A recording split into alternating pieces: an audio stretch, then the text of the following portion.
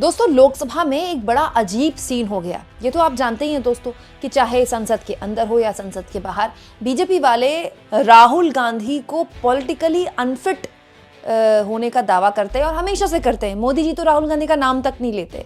तो बार बार राहुल गांधी को एक तरह से दरकिनार करने की कोशिश की जाती है। पहले उनके लिए पप्पू जैसे शब्द इस्तेमाल किए जाते थे, फिर उनके लिए नॉन सीरियस जैसे शब्दों के इस्तेमाल किए जाते थे, फिर बाल बुद्धि ऐसे शब्द इस्तेमाल किए जाते थे और अब उन्हें देश विरोधी कर दिया जाता है, बस इसीलिए क्योंकि राहुल गांधी एक्चुअली में वो सवाल उठाते हैं जो इस देश के लिए जरूरी हैं। और अब क्योंकि राहुल गांधी एलओपी है लोकसभा में, तो एलओपी के तौर पर राहुल गांधी जो सवाल उठाएंगे उनके सवालों को दरकिनार किया नहीं जा सकता। इसीलिए सवाल बीजेपी को जाहिर तौर पर अनकंफर्टेबल कर रहे हैं। और उसका एक एग्जाम्पल देखने को मिला लोकसभा में, जब संबित पात्रा ने कुछ इस तरह से राहुल गांधी को निशाने पर लेने की कोशिश की। लेकिन संबित पात्रा का ये दांव उल्टा पड़ गया, क्योंकि संबित पात्रा राहुल गांधी को अनफिट कहते कहते खुद बीजेपी पर ही सवाल उठाने लगे। कैसे, सब कुछ आपको आसान भाषा में जल्दी जल्दी बताऊंगी। लेकिन पहले देखिए, संबित पात्रा ने संसद के अंदर रोहित शर्मा को मोहरा बनाते हुए, टीम इंडिया के कप्तान रोहित शर्मा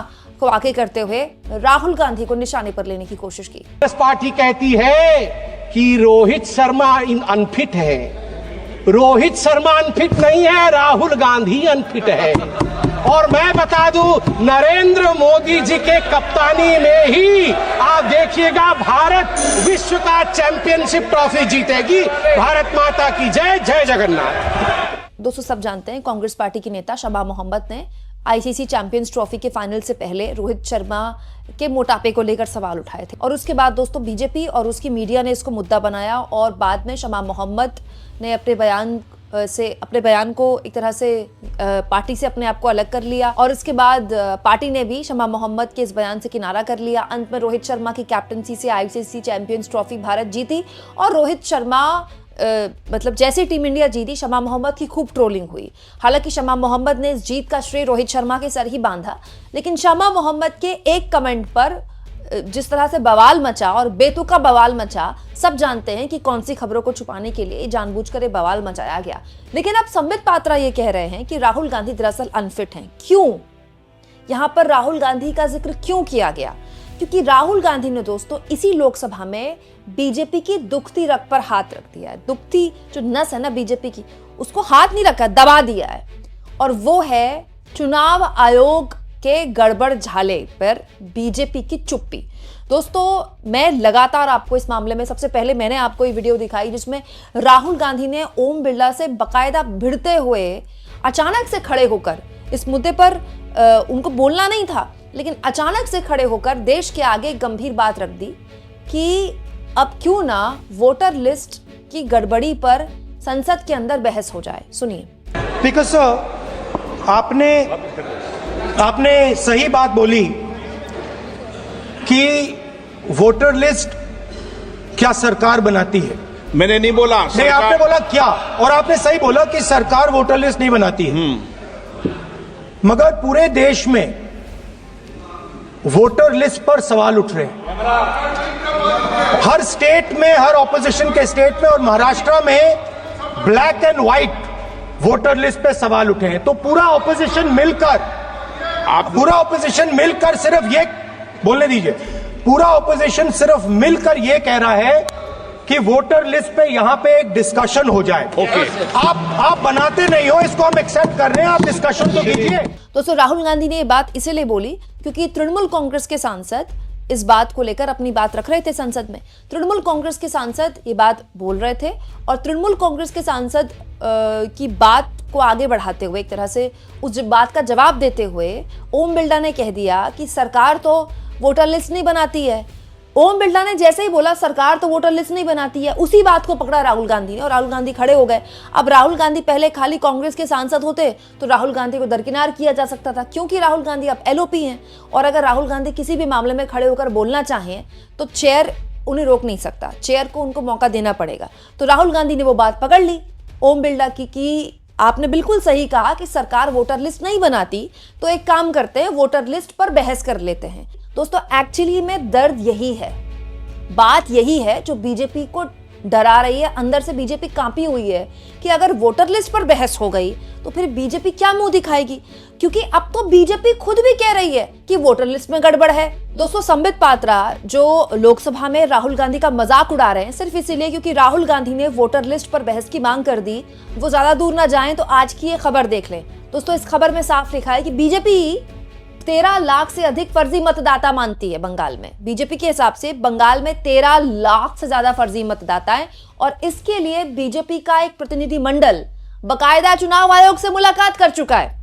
अब आप बताइए, या तो संबित पात्रा राहुल गांधी का मजाक उड़ा ले या पश्चिम बंगाल की बीजेपी इकाई को बैठकर समझा ले कि भाई चुनाव आयोग पर आप सवाल कैसे उठा सकते हैं, चुनाव आयोग तो निष्पक्ष काम करता है। मतलब अब तो बीजेपी भी कह रही है दोस्तों कि 13 लाख फर्जी मतदाता हैं, तो मतदाता कौन बनाता है? मतदाता कोई ममता बनर्जी तो बना नहीं रही है। मतदाता जो वोटर आईडी कार्ड इशू करने का जो ताकत है वो किसके पास है? चुनाव आयोग के पास है ना। वोटर लिस्ट कौन बनाता है? चुनाव आयोग बनाता है। और दोस्तों, ये एक ऐसा मुद्दा है जिसपे पूरा का पूरा विपक्ष अब तक एक है। तृणमूल कांग्रेस ने तो बात ही रखी थी जिसका जवाब राहुल गांधी ने दिया था और तृणमूल कांग्रेस लगातार इस मुद्दे पर बात कर रही है। ममता बनर्जी तो बाकायदा पश्चिम बंगाल में इन दिनों जितनी भी रैलियां कर रही हैं उनमें लिस्ट लेकर खड़ी हैं कि देखिए इस नाम का शख्स हरियाणा में भी पाया गया, इस नाम का शख्स फलाने राज्य में भी पाया गया, और वो जो यूनिक आईडी नंबर होते हैं वो आईडी नंबर भी सेम है और इसको लेकर तो चुनाव आयोग ने भी कहा है कि आईडी नंबर सेम हो सकते हैं। इसके अलावा दोस्तों, आम आदमी पार्टी भी इस मामले में विपक्ष के साथ है। मतलब अरविंद केजरीवाल का तो पूरा का पूरा चुनाव ही दिल्ली में इस पर टिका हुआ था कि वोटर लिस्ट में बड़े गड़बड़ झाले किए जा रहे हैं और वो हर दिन लगातार चुनाव आयोग के पास शिकायत लेकर जाते थे। इसके अलावा उद्धव ठाकरे की पार्टी भी ये शिकायत कर रही है राहुल गांधी के साथ। उद्धव ठाकरे की पार्टी भी है, शरद पवार की पार्टी भी है। इसके अलावा बिहार में अगर तेजस्वी यादव को चुनाव लड़ना है और निष्पक्ष चुनाव लड़ना है, मजबूती से चुनाव लड़ना है, तो आज नहीं तो कल वो भी इस पूरे मामले में राहुल गांधी के साथ ही होंगे।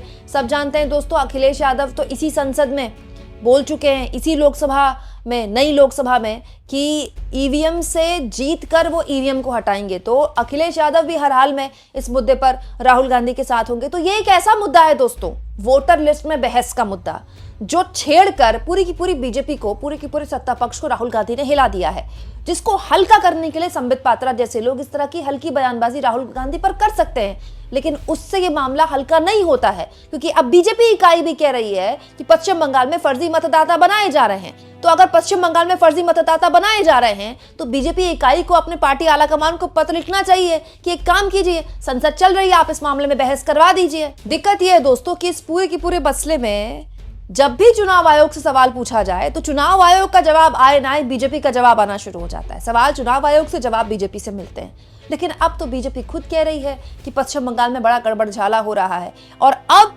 जब पूरा विपक्ष एक है और स्वयं बीजेपी भी यही बात कह रही है, तो अगर संसद में बहस हो गई तो इस सरकार के लिए मुश्किल खड़ी हो जाएगी, क्योंकि फिर हरियाणा पर भी बात होगी, फिर महाराष्ट्र पर भी बात होगी, फिर दिल्ली पर भी बात होगी। महाराष्ट्र को लेकर तो अब तक राहुल गांधी कह रहे हैं कि हम लगातार चुनाव आयोग से लिस्ट मांग रहे हैं, लेकिन चुनाव आयोग लिस्ट देने को तैयार ही नहीं है।